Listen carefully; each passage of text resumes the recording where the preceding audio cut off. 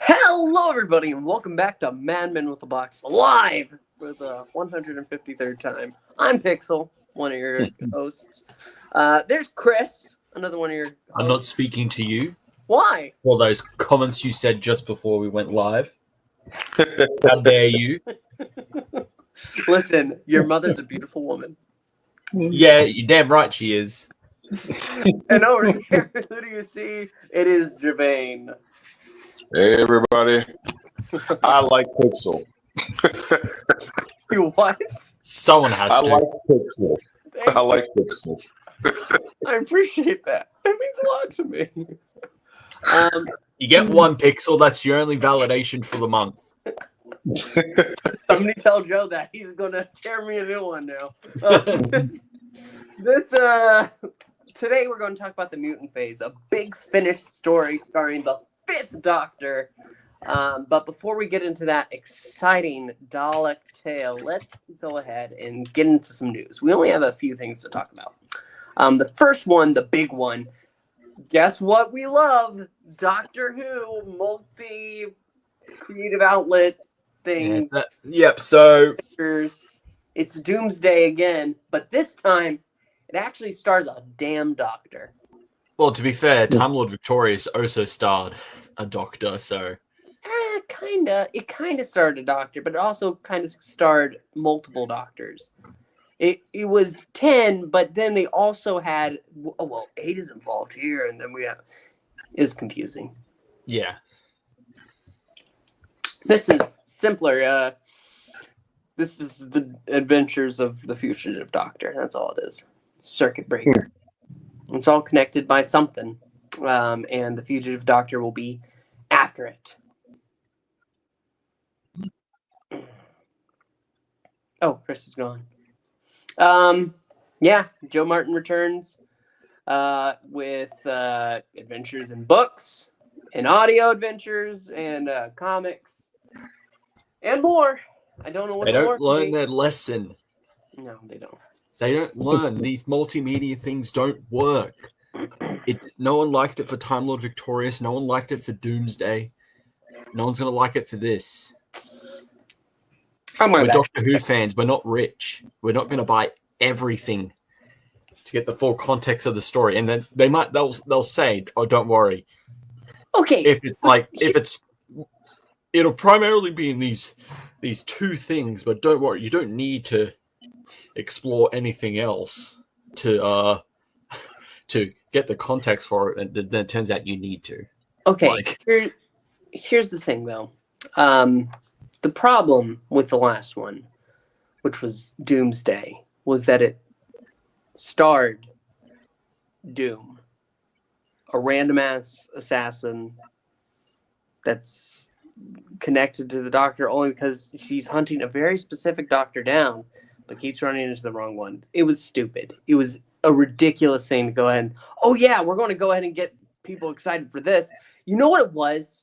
Yeah, you know what it was? It was right as James Gunn said recently, going ahead, they finished signing a deal with Zaslav to be the heads of DC Studios. They announced that Henry Cavill was coming back in the frickin' Black Adam movie. Right when he was... I'm starting with Superman, guys. Why are we throwing anything this way? What's going on? That's what Doomsday was. It was this random ass, oh, here we go. You can get excited because it's multi-adventure. You like the hierarchy of power in Doctor Who is about to change. But this one actually does have, it could be interesting. It's something that I'm probably going to check out. I'm more excited for this than I could have been ever for Doom. At least the Fugitive Doctor is just not another cameo again. Yeah. Yeah. Can she get some episodes too? Yes, Rachel, I would like that too. You can't tie down the Fugitive Doctor. But that's pretty much all we got for this. The next thing we're going to talk about, some more novelizations. The Impossible Planet / the Satan Piss. Satan Pit.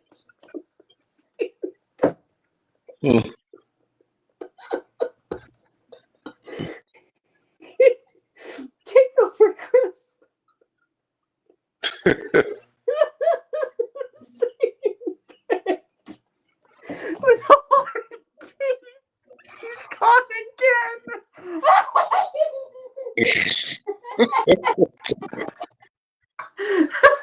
What's going on? Did you say the Santa pit? I said the Satan Piss.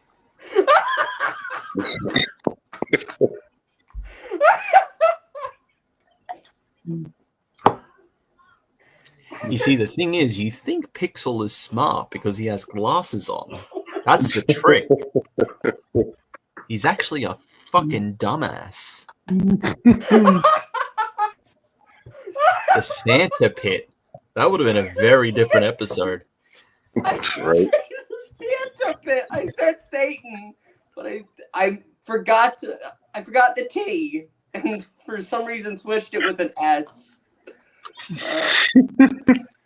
I said Satan. Possible Planet / the Satan Pit. Okay. Sure. The Time of Angels / Flesh and Stone. And then we have Aliens of London and World War III. I'm definitely interested in the first one because, Impossible Planet, Satan Pit, one of my favorite two-parters, one of my favorite stories. So novelization, hell yeah, sign me up. Also sign me up for the Santa Pit as well. I didn't say Santa. Okay.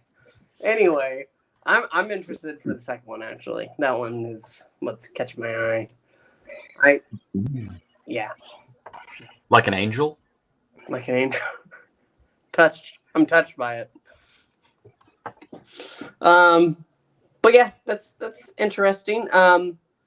Notably, I think last year we had a bunch of the 15th Doctor Adventures, and then the start, just like early last month, new 15th Doctor, not new 15th Doctor, but more novelizations, and now we're getting back to other Doctors. Where's the Love and Monsters one, huh? Where's the Love and Monsters novelization? I need to read that he says we have a complicated relationship. We make it work.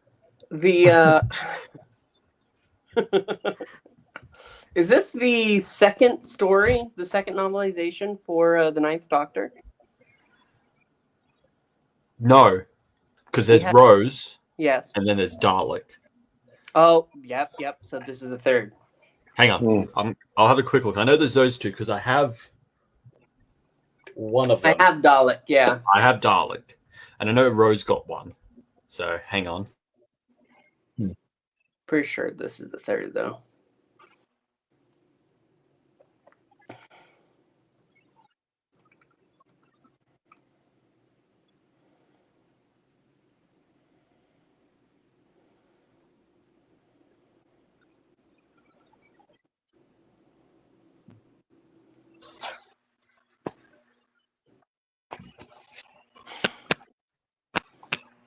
It's Joe of the Corallos. Hello. Here. Hello. Welcome. Yeah. You've missed some exciting things. They're doing another multimedia event with Joe Martin as the starting position now. Sure. And now they're going ahead and they're doing these novelizations. This is the third one for the Ninth Doctor. So Rose got a novelization, Dalek had a novelization. So this is the third one, Aliens of London, World War III. All right. There we go. And what do we have here? We have Ncuti Gatwa might come back to Doctor Who just to face the Daleks. Yeah, so he was on a talk show recently, and he mentioned it's a bit, it's a bit sad. I never got to face some of the like iconic villains, mainly the Daleks and the Cybermen, and just hinting on maybe I might come back to do that. Maybe. I don't think so, but No.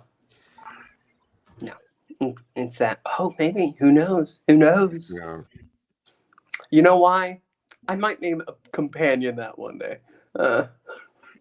Yeah, well, or they'll drag him back for like an anniversary special and use that as an excuse for him to face the Daleks or something like that. I'm very excited to talk about Daleks today. And now let's talk about So there is a scooper named Daniel Richtman who says that his belief of the plan, from his understanding, is that she'll be the Doctor, and the way David Tennant was the 14th Doctor for a short, limited time. But that's all. Yeah, I think it's pretty obvious. Yeah, I mean, either way, like it kind of sucks. I prefer what Billy said. I should have kept that up. Billy said that I'm not going to lie to you. I don't know. It was all very last minute. That's all I can say. She went ahead and said that at a convention. Huh. She doesn't know either. She don't know. Yep. We don't know. Nobody knows. The trouble I've seen. Nobody knows this sorrow except us. That's why we get together, because we all know this sorrow together. Yes. Yeah. Yes, we do. That is Daniel RPK. Who is it? Is it that guy? I don't like that guy, Daniel RPK, who leaks all the Marvel stuff. Yeah, no. Way he was. No, I don't like. Don't like it. But that's that. That's that. That's all the news. And you know what time it is now, Chris? He's gone again. It's time to talk about the Mutant Phase. It is. Doctor audio story from Big Finish's monthly range, written by, you guessed it, Nick Briggs, Mr. Dalek himself. Mr. I'm the only Death of the Daleks fan. He is the only Death of the Daleks fans. If there are 10 Death of the Daleks fans, I am one of them. If there are only 5 Death of the Dalek fans, I am one of them. There are only 1 Death of the Dalek fans, I am one of them. If there are no Death of the Dalek fans, Nick Briggs is gone. And he is not. Yeah, it's wild to me, because that story really sucks, but you occasionally see like some decent reviews for it, and you're just like, what? Why? It's weird. I don't know. There's just something that spoke to him and said, "You are now my vessel." It's so weird. I did rewatch Day of the Daleks last night, though. That was a fun rewatch. It's a pretty solid story. It's a little goofy, but I enjoy it. Gorge. Hey, speaking of Day of the Daleks, that also has a kind of a temporal paradox. Yes. That, the Resistance there are unwittingly creating their own future by trying to stop it, which leads into the Mutant Phase. So, yes, the Mutant Phage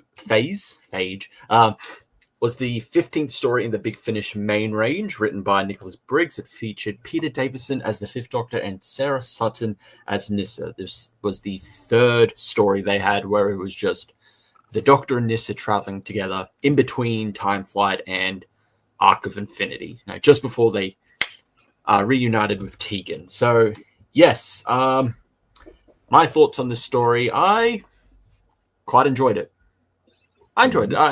I liked it. I liked the whole twist towards the end, even though it's like the Doctor catches on very quick about it, but you don't really kind of realize how he catches on really quick about it. Just like, us going back in time and the Emperor using a puppet to try and stop it is what actually causes the events to happen. And I do find it interesting, a story where the Daleks are like, hey, Doctor, we actually need your help. Yeah. It's like shit is messed up here.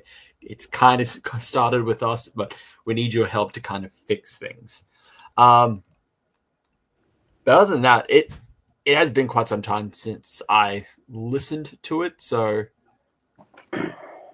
overall, yeah, I liked it. I enjoyed it. I think these early stuff with just the Doctor and Nissa are really good. I really enjoy a lot of them, and this is one of them. Okay. Thumbs up. Gevain. Yeah, ditto. I love Big Finish. I really enjoyed the story. I always like it when I really enjoyed the intro to it. I thought, the way the threat is introduced was very intriguing, and once you get the reveal that they end up at Skaro, I thought that was really, really well done. And I thought, Fifth and Nissa played off of each other real well in terms of, just the characterizations, the performances, the role that the Daleks played. I think there's always the danger of overusing the Daleks. Like you kind of seen this kind of story before. Daleks take over the Earth, different time periods. This kind of, I like this Dalek is middle management kind of a thing that occurs from time to time. But this was it's really an enjoyable story. I really can't think of too much that was wrong. Too much that was wrong with it. The only thing that kind of threw me was the Nissa character. At first, I was pretty sure that was her, but something about the voice performance was throwing me off in the beginning. But then as I got used to it, like I said, the performances were like pretty top notch and engaging, and the story was good. The whole bouncing through the time, and it's my understanding this is, in a sense, the Daleks hadn't met the Fifth Doctor before this, right? According to this story, they hadn't met him before this. So yeah, that was interesting hearing the Daleks kind of like, it was sort of like they just feeling the Doctor out and like, what is this TARDIS, what is this kind of thing. But yeah, it's a good story, good performances. Really enjoyed it. Yeah. Okay. Joe of the Corallos. Yeah, I mean, honestly, same here. It's a very, like, at this point, I think it's fair to say that this is in an above average Dalek story. Yep. It's I don't know if it's all timer, but like it's an above average Dalek story. The time corridor stuff again. Like I just watched Day of the Daleks last night. Like I don't know the time corridor and their like cruder time travel and how they handle that. I do like the Fifth Doctor and Nissa.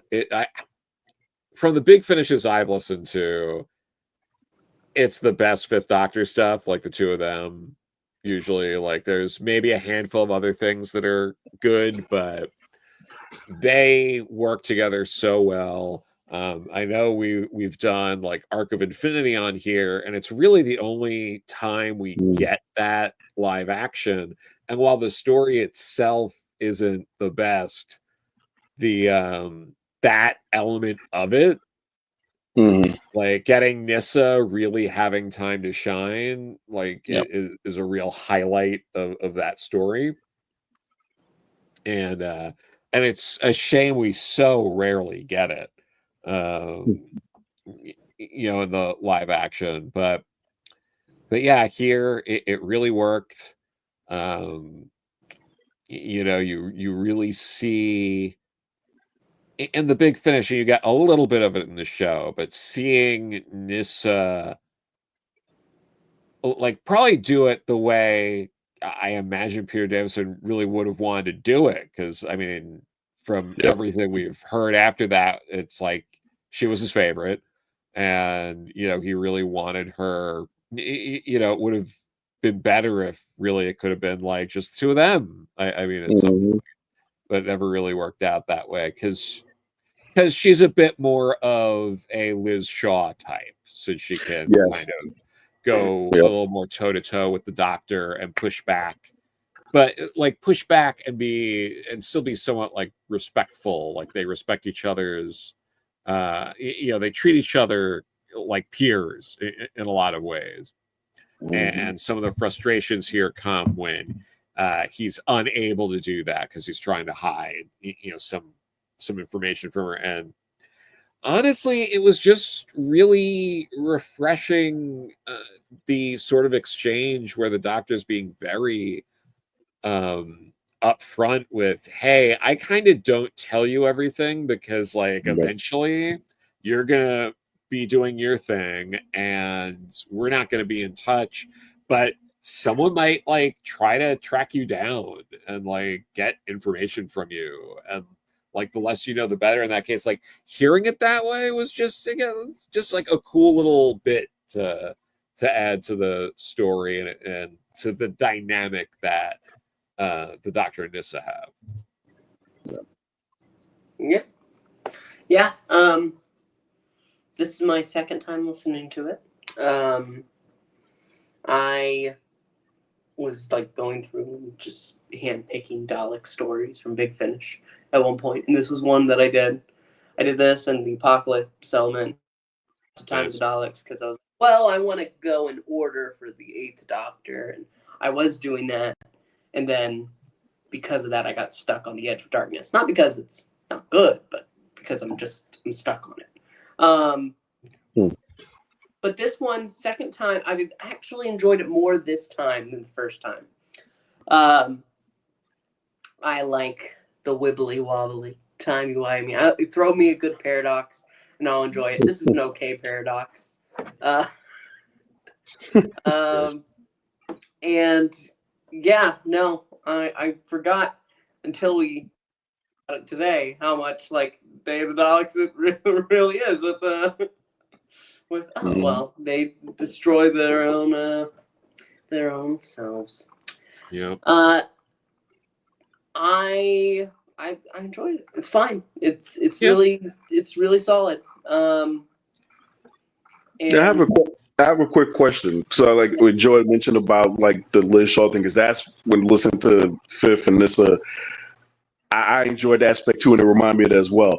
Why did they go to the whole Doctor companion dynamic of just pretty much him and a single female, which seems to happen with three going forward? Why did that become the standard, if you will? I think I think it's personally just because the Doctor, because when you have the first Doctor, he's not going to be that physical role. He's the older man, and even with the second Doctor, he was more involved and quirky, but he wasn't. That's why he had Jamie. He was the strong man, as it were. And then when you get to Pertwee, he's his own man. He's his own action man. He doesn't really need somebody to take that role. So he becomes the lead-in, and thus the companion is his sidekick. Yeah. Okay. Yeah, because it feels like to come to Joel's point, it's this feels like the first really sort of capable companion since Liz, since they adopted that dynamic. I'm not as familiar with Sarah Jane, but I don't get that. I won't say that they were like Joe and the other ones that followed were damsels in distress, but there's definitely that element to them that I think that's why I like Liz Shaw so much, because she didn't feel like that. She felt sort of an equal, if you will. And in listening to this, Nyssa, that same kind of dynamic. Once you have an absent Audric, and I'm blanking on the other one, Tegan. Thank you, Tegan. That you have someone who like Joe said, can not only just go toe to toe, but just could hang with the Doctor in this element. So it was definitely refreshing. Yeah, hearing that. Yeah, no. They're great, and I'm pretty sure we've talked about spare parts on here before. They're great in that one too, and I can see why Peter would prefer that, because their dynamic is it's very nice. I also forgot that this is Tegan's. This is Nyssa's first time seeing a Dalek. Yes. it's always surprising when you get to introduce somebody. Always nice to introduce them to the most evil menace in all the galaxy. All right, let's get into some numbers. Chris, do you have a number? Alrighty. Before we get into the numbers, some little bit of trivia about this story. This was the last of the main range stories to be released on cassette, because afterwards it was just CDs and downloads. Yep. So at number 15, they're like, nah, cassettes, stop it, get it out of here. Everyone's got, I don't know, CDs. You could chuck it into the fucking radio or whatever. Your boombox. Who knows? But yeah, this was the last main range story to be released on cassette. There is an unused version of the cover. So the cover, you have the Doctor and Nyssa with a Dalek in between it. Originally, the unused cover had the golden Dalek Emperor in the middle instead. Which, to be honest, I prefer.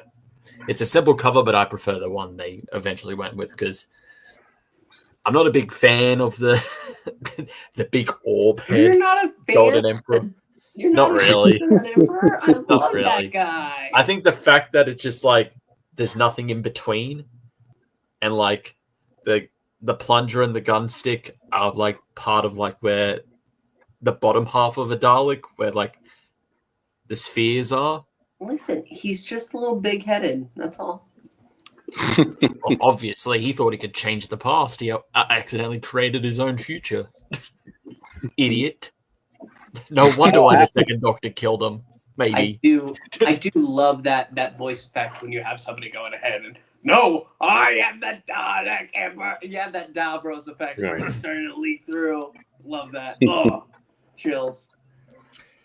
This was one of the few performed Doctor Who stories to use swearing, with Dolores referring to Albert as a prat.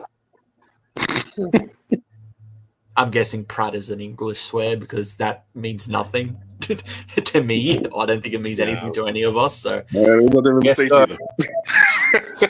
ain't the kids' Doctor Who anymore. We're using swears. Next, you're going to hear someone say shit. No, shite. And as with a lot of the early main range stuff, this is loosely part of the Dalek Empire stuff, because there's the Dalek Empire series, but then there's also in the main range they included Dalek stories as part of Dalek Empire. It's like loosely based or loosely attached to it. It doesn't really, from what I've read up, but yeah, this is technically part 3 of that loose series. But yes, rating on the Mutant Phase. I would give one more thing. In this story, the Doctor uses the HAD system to move the TARDIS from danger. Which gets triggered in Wild Blue Yonder. You know? Oh yeah, that's right. Used it in Forever. But yes, rating for me, I give it a 7 out of 10.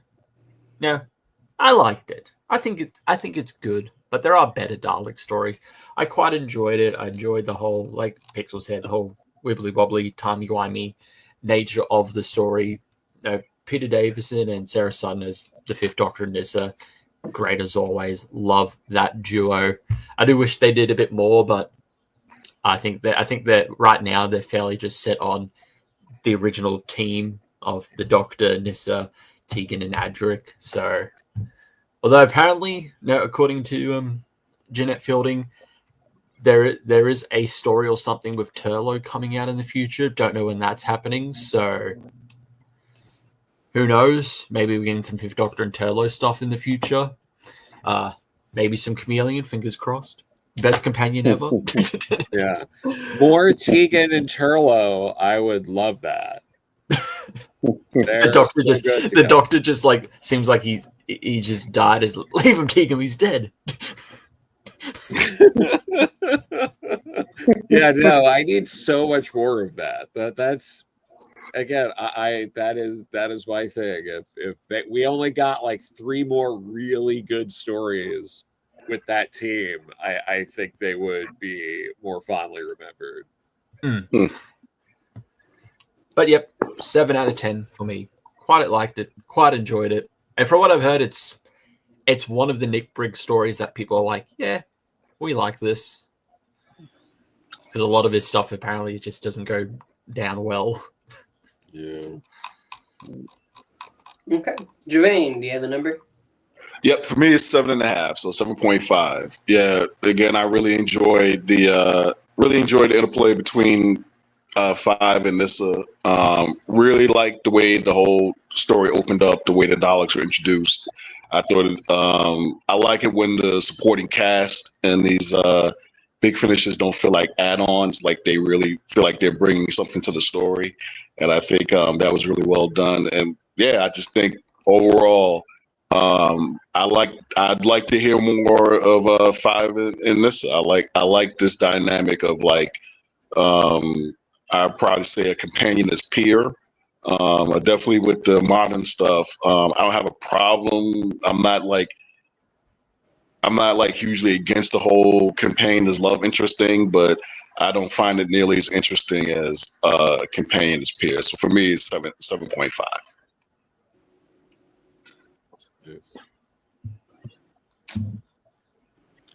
Joe? You know, I think I'll keep this going, and I'll round it up to an 8. It's you know, I really enjoy this story. Like, it's not the best, but you know, they're really good performances. They really ramp it up. You really feel the dread. You feel like the anxiety rising over the story. I think it's well paced. It's, you know, for 2 hours, more or less, it's pretty well paced. So yeah, I'll go 8. I'm going to go back down to a 7.5. I like it a lot, but it's not the best. It's definitely not the worst. Oh my god! I like it. I like it. Not at all. He 7.5. likes it. He likes it. Hooray! Nick Briggs, put that up on your wall. Pixel likes it. There you go. I will say, for like, you know, because obviously with the early like main range stuff, they're still kind of figuring it out. With the whole like all audio dramas and all that, I will say like sound design and everything was actually pretty actually really good.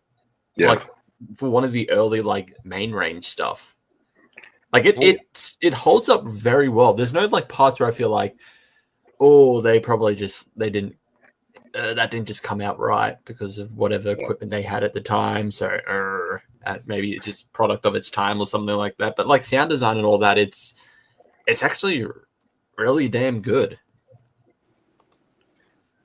Yeah, and it brings you right into the world that they're establishing. So that's what I liked about it, is that it's very clear what was going on and what was involved. Sometimes with some of the big finishes, it takes me probably about a half an hour to kind of orient, if that makes sense. Yeah. But this wasn't the case with this one. Yeah, like you would think with some like, especially if it's like an audio novel or something, it's just like, here's some background noises to set the scene. This is where they are. Like, oh, they're in a town, so let's put some like car noises. Let's put some traffic there. I don't know, maybe, you know, some footsteps. You know, everyone's walking or whatever. It's just like, give me a bit more. But with this one, it didn't feel like that. It just felt like very natural. Yeah. Like something that you would get from like a big finish today, where they've definitely like honed their craft and they know how to do set like sound design and everything. Yeah. Set the scenes and all that. So yeah, it's pretty good. Okay. I mean, that you have our rankings, folks. You know what we're thinking now. It's true. You're welcome. What are we doing next week? That's a good question. I'm glad I thought that. Is it I don't know. a new Who? I think it maybe a new Who. Well, it can't possibly be season 3, so No. can't possibly new Who. Not new, but like No. Old new Who. Old new Who. That's right. Revived Who. I'm not talking about Dead Who. Let's go ahead and we'll roll the dice live. Why not? You can watch our process. Fuck it, we'll do it live. Okay, we'll do it live. Yep, it is new Who. So what do I grab? I grab a 9, 10, 11, 12, 13, 5. Yeah, we count 13 now. Because someone stopped. Damn it, it's 5. 13, okay. Great. 11, 12, Flux, which I said, and then specials. So 4 series, technically. I don't think we can count 4, really. I mean, there was, what, 3 2 specials. episodes? 3 specials? Yeah. But wouldn't you count the third one as, connected to Flux? It's an epilogue, kind of, sort of. Not really. Not really. You got a 4. Okay, so we're doing the specials. That's 3 episodes. Eve Time of the Daleks. Eve of the Daleks, that's right. Legend of the Sea Devils. Power of the Doctor. So we got our choices of okay, horrible, and okay to good. No, it's just okay. Okay. Enjoyable okay.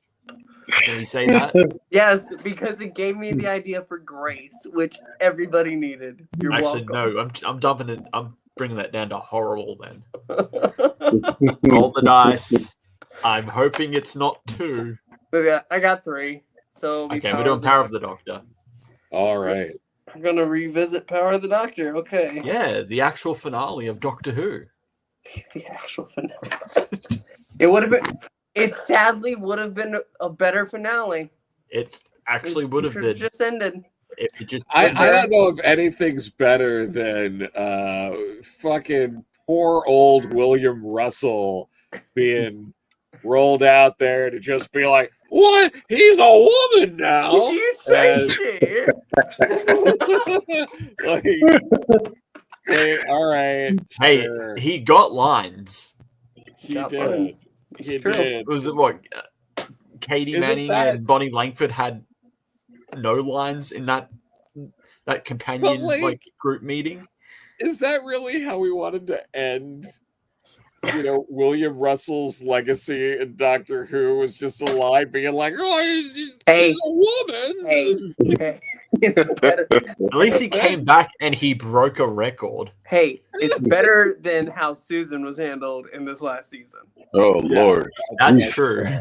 That is Well. There you go. Thank you. We didn't get 2 flashbacks to Ian, and then he just never Doctor. appeared. No, Doctor, no. 13's about to kill someone and just has flashbacks to Ian. I It can't just believe, flashbacks to an unearthly child where Ian stopped him from killing a caveman. I can't believe I have to watch the Master Dance Rasputin again. Oh Lord.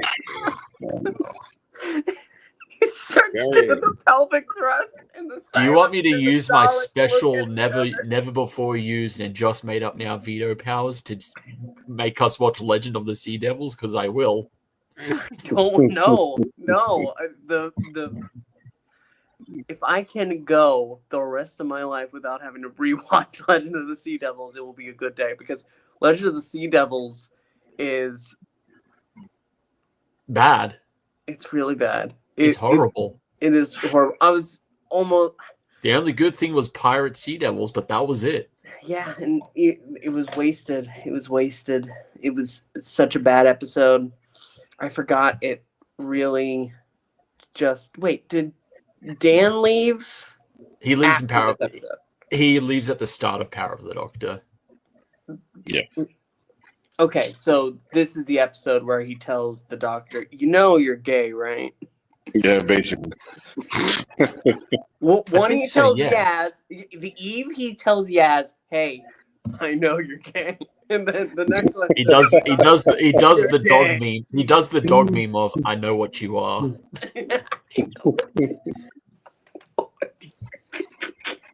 Such a bad, so bad. What's this doctor sucks? And then they finally address it, and then just like, well, I can't be with you because I'm old, and I don't really die. So She could have said that, and she says no and just drops her off. Hey, I'm gonna leave. I'm changing my face, and I've kept people around before when I change my face. I'm not gonna do that with you. Bye. Horrible. What an awful show we all watch. you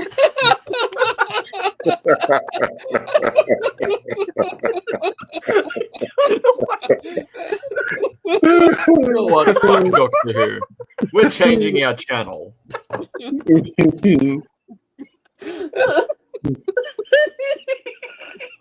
What's a current sci-fi series we can talk an hour about? Yeah, basically. I don't know. Let's talk about Firefly. Let's try and bring that back. I don't know. Oh, Fucking God. Dollhouse while we're at it. We can't bring back Firefly. Can't give Joss Whedon a career. All right. That's true. We can't let him have anything. That's our show, everybody. We'll see you next week for The Power of the Doctor. Good night. Bye.